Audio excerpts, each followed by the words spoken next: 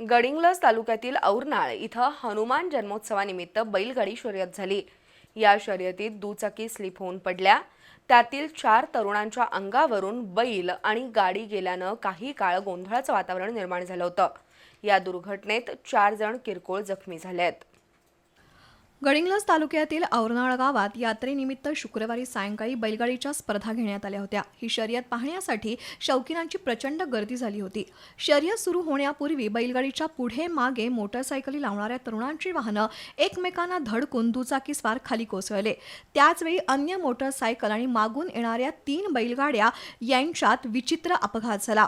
हा प्रसंग तरुणांच्या जीवावर बेतणारा आणि अंगावर शहारे आणणारा ठरला।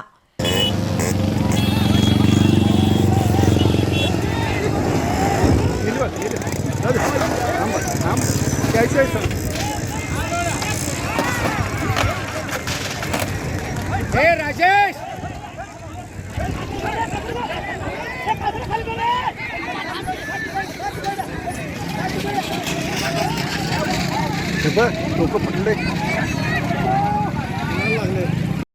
दोघांच्या अंगावरून बैलगाडी गेली तर दोघांना बैलानं तुडवलं।